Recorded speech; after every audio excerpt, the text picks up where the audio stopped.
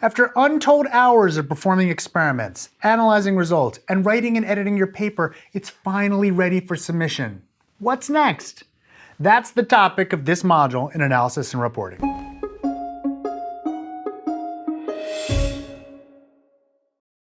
First, you need to pick a journal. Most journals specialize in some way, and it's a good idea to consider where your work might find a good home.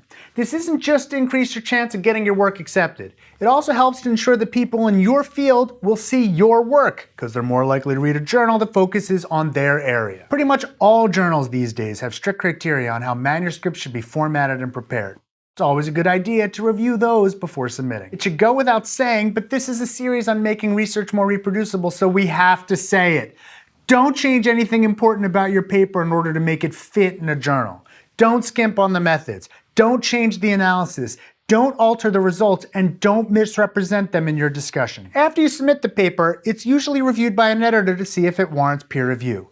This decision is made based on a number of factors. Is your paper on a topic of interest to that journal's readers? Is the work of sufficient quality to merit consideration? Does it use a methodology that would be known to readers? Does it meet other criteria? If the answer is no, you may receive a rejection soon after submission.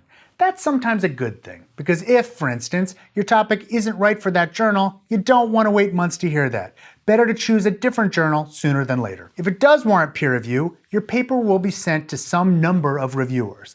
They will judge your paper based on its importance, its quality, and its findings. They usually submit the reviews back to the editors who, with the help of other editors, decide whether to move forward with your manuscript. The journal may decide to reject your work. If that's the case, the rejection will usually come with reviewer comments. These can be very helpful. They can help you to evaluate what might be improved upon in your manuscript before you decide to submit it elsewhere. Very few papers are just accepted right off. The vast majority of them will have some sort of revisions requested. It's almost always in your best interest to address these revisions and see if your manuscript will then meet acceptance in that journal. Revising your paper can be tricky. It's almost always best to do what journals and reviewers ask of you, but there are some things you should think hard about before doing. If the journal wants you to shorten your manuscript, don't remove the parts that will make your research harder to reproduce. You don't want to remove crucial methods, for instance, or information that others would need to replicate your work. You don't want to change results in any way that will mislead readers. Don't take out the non-significant bits in favor of the significant ones.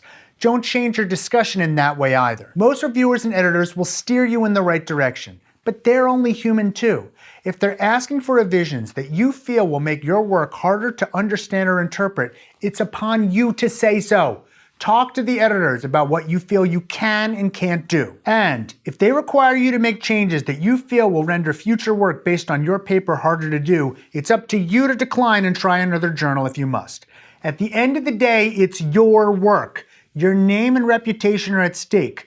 Better to be right than to be published. We feel it's important to say that this doesn't happen often, but it does happen.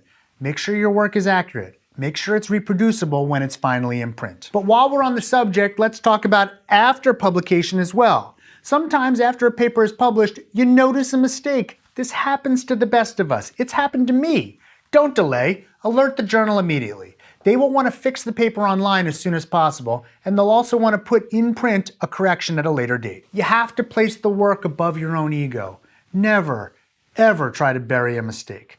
Those can lead to time being wasted in the future by other researchers. Getting your paper reviewed and published is the last step on a long road of research. But don't drop the ball on the 1-yard line. Work hard all the way. All the way. Reproducible research requires constant vigilance. This training module is part of a series funded by the National Institutes of Health.